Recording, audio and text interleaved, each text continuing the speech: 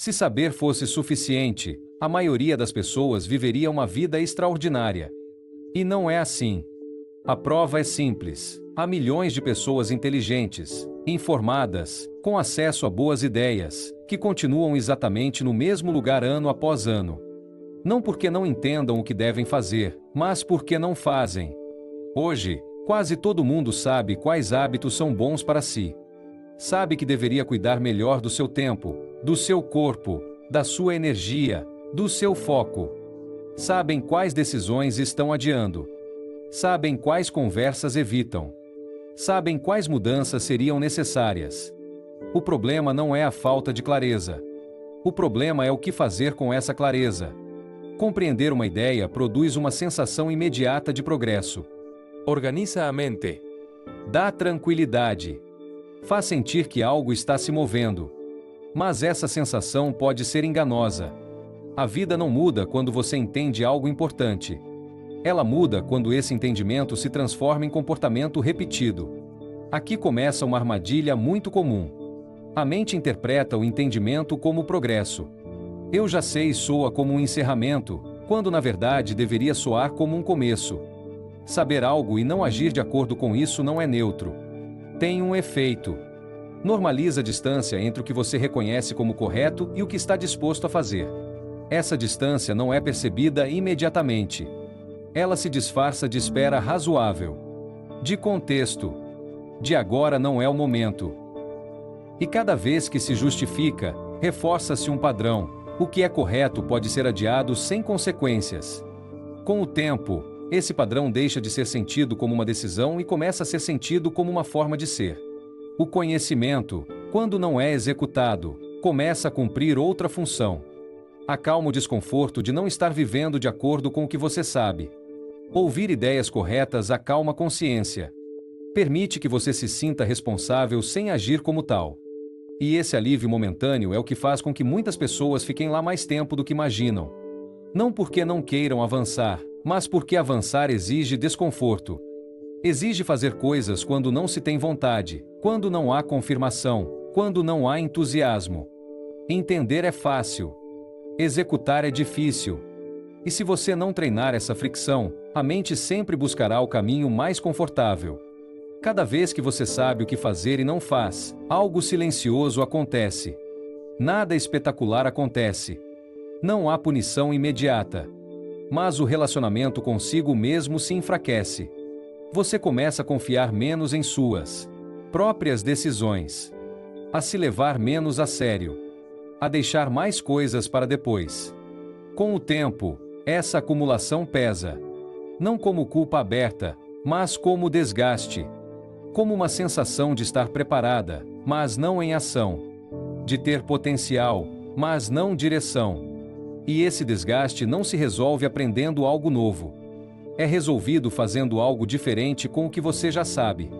As pessoas que avançam não têm mais informações. Elas têm uma relação diferente com elas. Não tratam as ideias como algo interessante. Elas as tratam como compromissos. Como instruções que merecem ser colocadas em prática, mesmo quando não se tem vontade. É aí que começa a mudança real. Não quando surge uma ideia brilhante, mas quando uma ideia conhecida deixa de ser opcional. Quando deixa de depender do estado de espírito. Quando se torna ação concreta, repetida, mesmo que imperfeita. O conhecimento não falha. O que falha é acreditar que basta compreender. Porque compreender sem executar não transforma. Apenas entretém. E enquanto o conhecimento continuar sendo um refúgio em vez de um motor, a vida continuará esperando. Quando o conhecimento fica na mente e não se traduz em comportamento, começa a gerar um efeito curioso. Em vez de impulsionar para frente, ele retém. Não porque seja incorreto, mas porque se torna uma alternativa confortável à ação. Pensar é mais seguro do que fazer. Analisar protege mais do que se comprometer. E, aos poucos, aprender ocupa o lugar que deveria ocupar decidir. Ouvir ideias corretas dá a sensação de estar avançando sem se expor. O dia se enche de atividade mental, reflexão, intuição. Tudo parece produtivo. Tudo parece razoável. Mas quando o dia termina, nada essencial mudou. A rotina permanece intacta. As decisões importantes continuam pendentes. E essa diferença, embora nem sempre seja reconhecida, se acumula. O consumo constante de conteúdo cria uma ilusão de movimento. A mente se mantém ocupada, estimulada, até mesmo motivada. Mas o corpo permanece imóvel.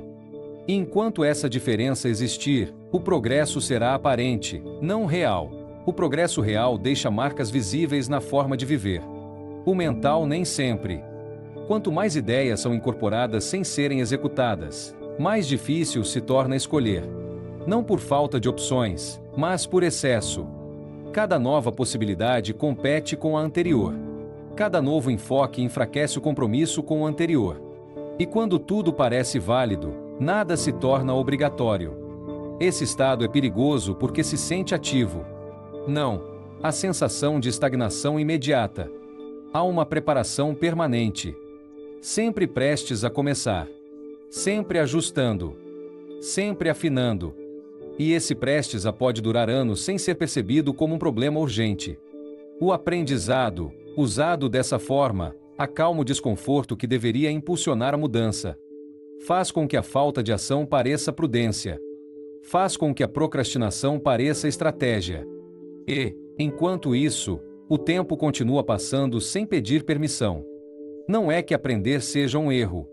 O erro está em usar o aprendizado como substituto da decisão. Aprender deveria reduzir a margem de dúvida, não ampliá-la indefinidamente. Deve levar à escolha de uma direção, não a manter todas em aberto.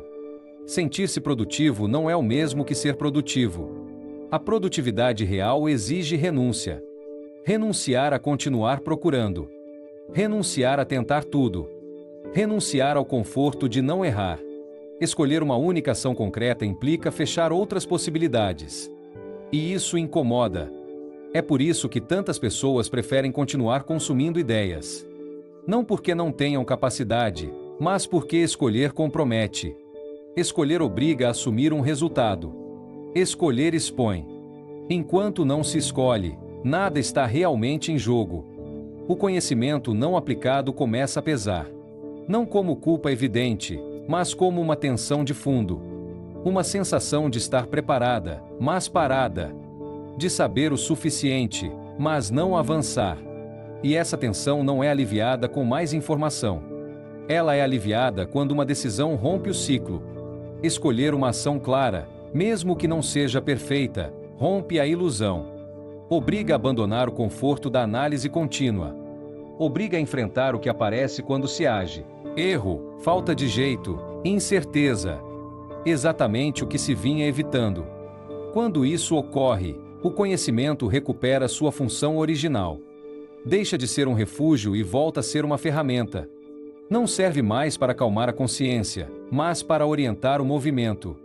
E, nesse momento, a mente deixa de girar em círculos.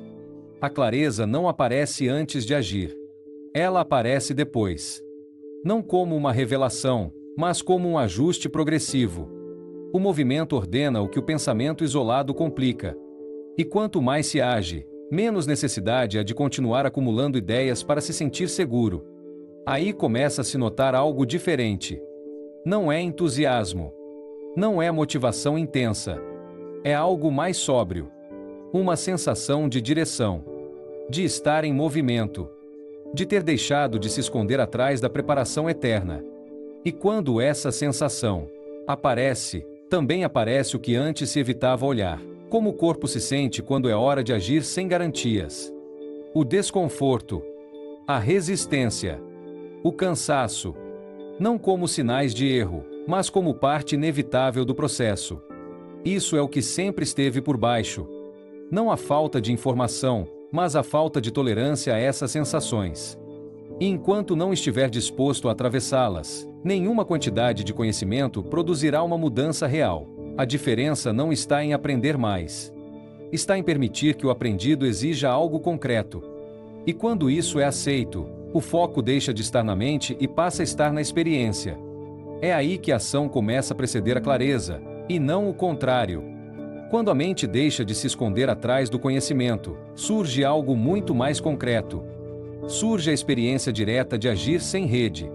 Não como uma ideia, mas como uma sensação. O corpo percebe isso antes da cabeça. Há resistência. Há cansaço. Há um desconforto difícil de justificar com palavras. E esse desconforto é a verdadeira razão pela qual muitas decisões são adiadas. A ação não é evitada por falta de disciplina. É evitada pelo que se sente ao começar. A disciplina não falha por ser fraca.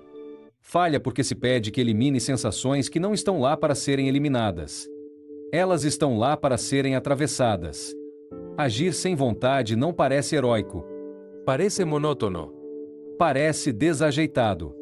Às vezes, parece incômodo. E isso colide com a ideia que muitas pessoas têm da mudança, como se a mudança tivesse que vir acompanhada de entusiasmo ou clareza. Mas a maioria das mudanças importantes começa sem nenhuma dessas duas coisas. O problema surge quando o desconforto é interpretado como um sinal de erro. Quando se pensa que, se algo custa, talvez não seja o caminho certo. Essa interpretação impede mais vidas do que a falta de capacidade. Porque quase tudo que vale a pena exige passar por um período desconfortável antes de começar a dar frutos. O corpo reage. A mente procura saídas. Surgem pensamentos razoáveis que convidam a parar, a esperar, a fazer amanhã. Não soam como desculpas. Soam como proteção. E enquanto você os ouve, a ação para sem a necessidade de uma decisão consciente. Isso cria um padrão. Cada vez que o desconforto domina, reforça-se a ideia de que agir depende de como você se sente. E quando o comportamento depende do estado de espírito, a constância se torna impossível. Não por falta de força, mas porque o critério de ação é instável. Os dias difíceis não são o maior problema. Nos dias difíceis, geralmente há uma razão clara para reagir. O verdadeiro desafio aparece nos dias normais. Dias sem drama, sem urgência, sem pressão externa. Dias em que nada empurra e nada freia. É aí que se vê de onde se vive. Nesses dias, o desconforto é sutil. Não dói. Incomoda. E é precisamente por isso que se negocia. Disse que hoje não acontece nada. Que amanhã será melhor. Que agora não é tão importante. E assim se perde o ritmo sem perceber. A tolerância ao desconforto não se desenvolve pensando nela. Ela se desenvolve ficando um pouco mais quando aparece. Não é preciso entendê-la. É preciso não fugir. O desconforto perde força quando deixa de ser uma ordem. O movimento, mesmo que mínimo, muda a relação com essa sensação. Não a elimina, mas a coloca em seu lugar. Ela não mais dirige. Ela acompanha. E quando ela deixa de dirigir, a ação deixa de depender do humor. Não se trata de se forçar. Forçar-se cria rejeição. Trata-se de reduzir a exigência emocional prévia à ação. Deixar de pedir que a experiência seja agradável para permitir que você avance. Fazer o que deve ser feito, mesmo que não se encaixe no estado interno do momento. Quando isso se repete, algo se reordena. Não se percebe como uma vitória. É percebido como estabilidade. Menos altos e baixos. Menos negociação. Menos desgaste. A ação se torna mais sóbria, mais frequente, menos dependente de como você se sente hoje. Aí começa a aparecer uma forma diferente de disciplina. Não uma disciplina tensa, baseada em se esforçar, mas uma disciplina tranquila, baseada em não discutir com o óbvio. Faça o que tem que ser feito. Não porque se quer. Porque tem que ser feito. E quando a ação deixa de depender do humor, começa a aparecer algo que antes parecia distante. Continuidade. Não como um feito, mas como uma consequência. Uma continuidade que não precisa de entusiasmo para se sustentar. A partir daí, a questão deixa de ser como se motivar e passa a ser como facilitar a ação. Como eliminar o atrito. Como reduzir as decisões. Como preparar o gesto antes de precisar fazê-lo. E essa mudança de enfoque altera todo o percurso. Porque quando a ação se torna simples, a constância deixa de ser um problema emocional e passa a ser uma questão prática. Não falta informação. Falta tolerância ao desconforto. Isso é o que quase ninguém quer aceitar. Porque enquanto o problema for a falta de conhecimento, há sempre uma saída elegante. Sempre. Há algo mais a aprender. Algo mais a ouvir. Algo mais a entender. Mas quando o problema é o desconforto, não há mais teoria que sirva de refúgio. O desconforto não é um erro do processo. É o processo. Ele aparece justamente no momento em que uma ação começa a ter consequências reais. Não se apresenta como uma ameaça clara. Ela se apresenta como uma sensação difusa que convida a adiar, a suavizar, a esperar um pouco mais. Pense nisso por um segundo. Não de forma abstrata. Na sua experiência concreta. O que você mais evita sentir quando sabe que precisa agir? Aquilo que sempre aparece antes de começar. Aquilo que não tem um nome exato, mas tem uma presença clara. Aí está a resposta. Enquanto essa sensação guiar suas decisões, nenhuma quantidade de informação vai mudar nada.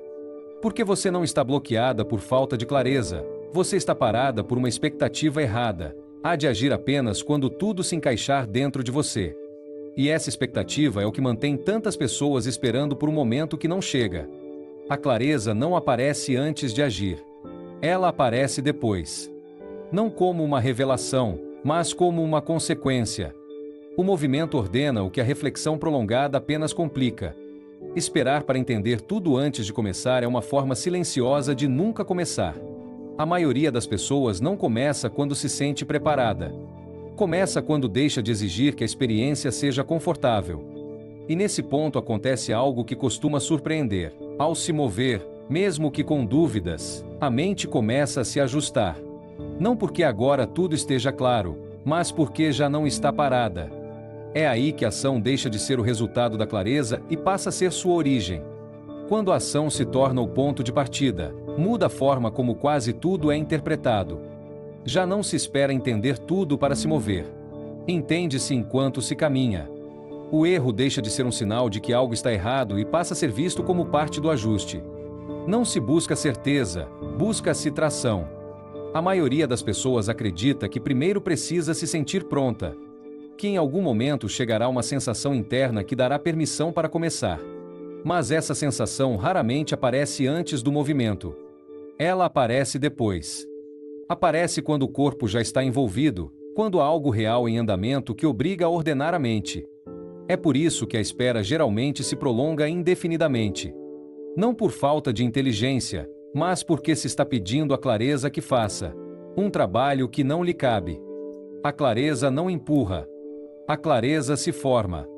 E se forma a partir da experiência, não da análise prolongada.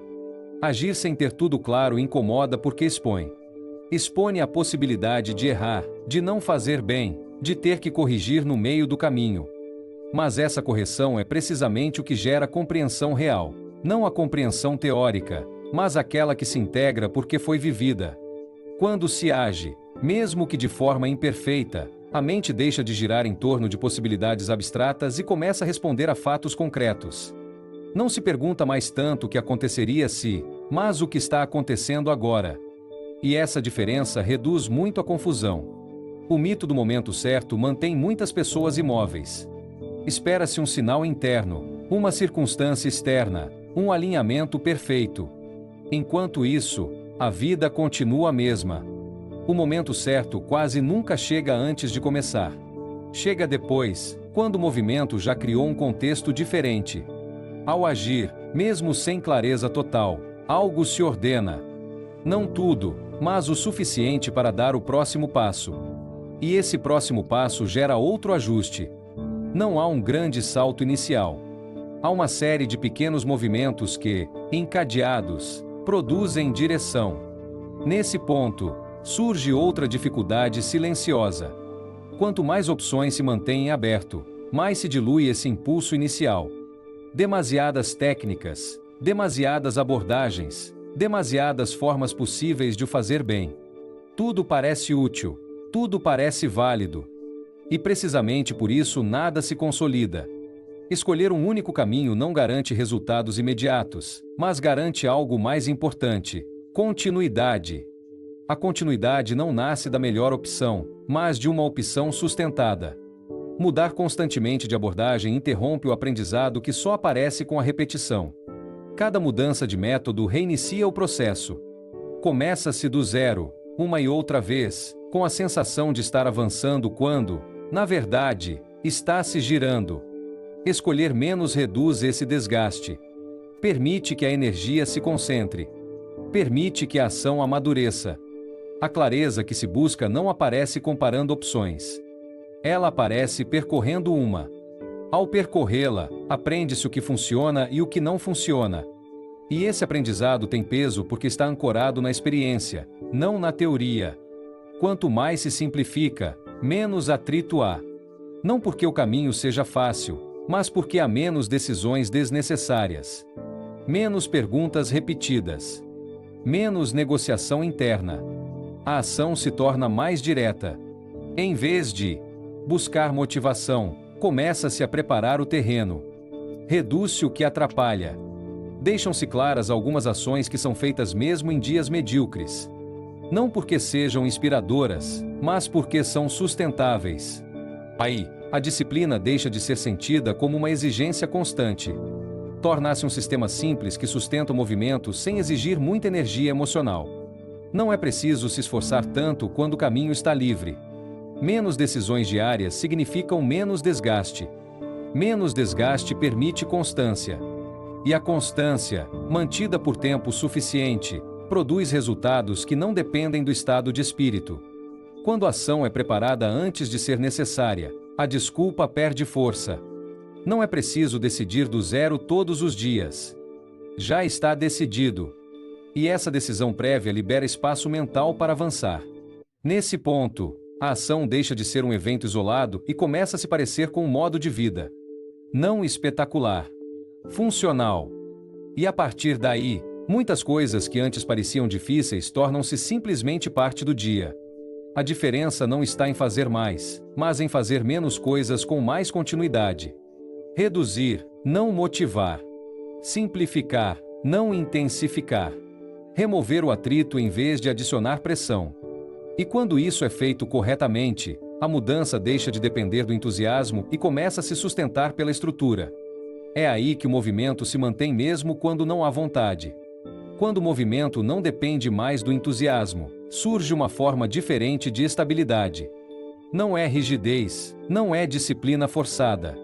É algo mais simples. Há coisas que são feitas e coisas que não são discutidas. E essa clareza reduz muito o desgaste diário. A energia deixa de ser gasta em decisões e começa a ser usada para avançar. É aí que muitas pessoas percebem algo importante. Elas não precisavam de mais consciência. Já eram conscientes. Não precisavam de mais ideias. Já as tinham. O que precisavam era fechar a lacuna entre entender e fazer. Porque a consciência, por si só, não muda nada. Apenas aponta. A mudança ocorre quando o comportamento se alinha.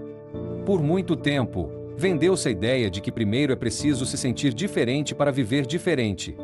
Mas a experiência mostra o contrário. Viver de forma diferente, mesmo que modestamente, acaba mudando a forma como você se sente consigo mesmo. Não o contrário. A ação sustentada reajusta a identidade. E quando a identidade muda, o esforço diminui. É por isso que o verdadeiro ponto de inflexão não está em uma grande decisão dramática. Está em uma série de pequenas decisões que deixam de ser negociadas. Decisões que não chamam a atenção, que não geram aplausos, que não são anunciadas, mas que, repetidas, constroem algo sólido. Quando uma pessoa deixa de se trair no dia a dia, ela recupera algo essencial: a confiança interna. Ela não precisa mais se convencer tanto. Não precisa mais começar do zero a cada semana. Há continuidade. E essa continuidade cria uma sensação de direção que não depende da emoção do dia. Nem tudo se torna fácil. Nem tudo se esclarece de repente. Mas deixa de ser caótico. Há um fio condutor. A coerência. E essa coerência permite sustentar o esforço sem se esgotar mentalmente. Até aqui, o importante fica claro. O problema nunca foi a falta de informação. O problema era acreditar que entender era o mesmo que mudar. Enquanto essa crença persistir, a ação sempre será adiada. Quando ela é abandonada, o foco se desloca para a única coisa que realmente transforma: o que você faz quando ninguém o pressiona. Se algo disso ressoou em você, não é preciso acrescentar mais nada agora. Basta observar uma coisa nos próximos dias. Não o que você pensa. Não o que você planeja. O que você faz quando não tem vontade. É aí que tudo se vê. E a partir daí, o próximo passo não tem mais a ver com o porquê você falha, mas com o que realmente funciona a longo prazo. Porque entender o bloqueio é apenas o começo. Aprender a sustentar o movimento é o que faz a diferença com o tempo. A maioria das pessoas para exatamente aqui. Entender por que você falha não faz você avançar. Apenas deixa você sem desculpas. A consciência não muda a vida. Ela muda o ponto a partir do qual você decide.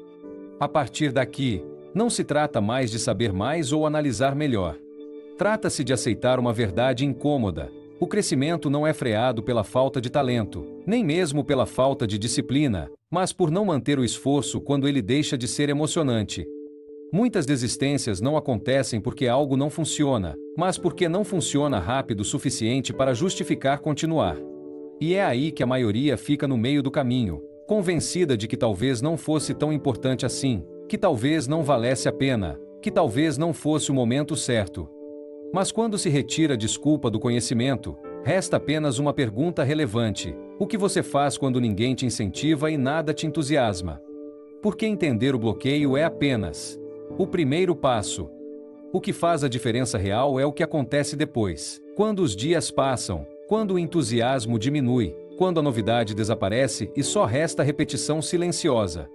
É aí que quase tudo se decide. Se este conteúdo incomodou um pouco, é um bom sinal. Significa que você não está consumindo como entretenimento, mas como algo que o interpela. E isso merece continuidade. Este minicurso não foi pensado para ser visto de forma isolada. Cada vídeo se baseia no anterior.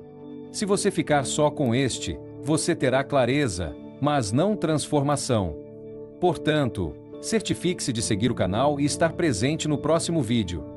Não para aprender algo novo, mas para entender o que realmente permite sustentar o esforço quando a vontade já não existe. No próximo vídeo, vamos entrar em algo decisivo.